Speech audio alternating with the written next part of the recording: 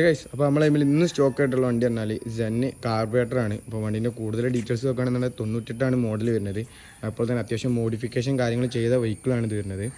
പിന്നെ എന്താണ് ഈ മോഡൽ നോക്കുകയാണെങ്കിൽ 98 വരുന്നത്. പേപ്പറിൻ്റെ കാര്യങ്ങൾ നോക്കുകയാണെന്നുണ്ടെങ്കിൽ ഫിറ്റ്നസ് 2028 വരെ ഫിറ്റ്നസ് കാര്യങ്ങളുണ്ട്. ടാക്സി വർഷം ഡിസംബർ വരെയാണ് വരുന്നത്. പിന്നെ എന്തൊക്കെ അക്സറീസ് കാര്യങ്ങൾ ചെയ്ത് നോക്കുകയാണെന്നുണ്ടെങ്കിൽ ഫ്രണ്ടിൽ ബമ്പർ ലിപ്പ് കാര്യങ്ങൾ ചെയ്തിരിക്കണേ. അപ്പോൾ തന്നെ കസ്റ്റം ചെയ്ത പെയിൻ്റാണ് തന്നെ. പിന്നെ അപ്പോൾ തന്നെ സ്പ്രൈറ്റിൻ്റെ സ്റ്റിക്കർ കാര്യങ്ങൾ ചെയ്തിരിക്കണേ. പിന്നെ സൈഡ് സ്കേർട്ടിങ് കാര്യങ്ങൾ ചെയ്തിരിക്കണേ. പിന്നെ 4 ഡോറാണെന്നുണ്ടെങ്കിൽ കൂളിങ് കാര്യങ്ങൾ ചെയ്തതാണ്. അതുപോലെ തന്നെ റിയറിലേക്ക് വരികയാണെന്നുണ്ടെങ്കിലും ഇതാണ് വണ്ടീൻ്റെ ക്വാളിറ്റി കാര്യങ്ങളൊക്കെ ജസ്റ്റ് വരുന്നത്. പിന്നെ വേറെ പെയിൻറ്റിൻ്റെ ടച്ചപ്പ് കാര്യങ്ങൾ നിലവിലിപ്പോൾ ചെയ്യാൻ കാര്യങ്ങളൊന്നുമില്ല.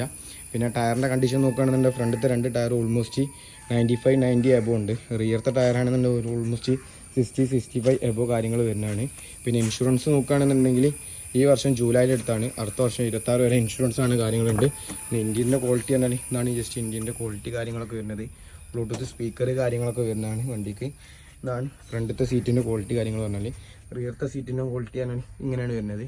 പിന്നെ നിലവിൽ ഇതാണ് വണ്ടീൻ്റെ ക്വാളിറ്റി. എ സി വരുന്നുണ്ട്, ബട്ട് എ സി വർക്കിംഗ് അല്ല, അത് നിങ്ങൾക്ക് നോക്കാം.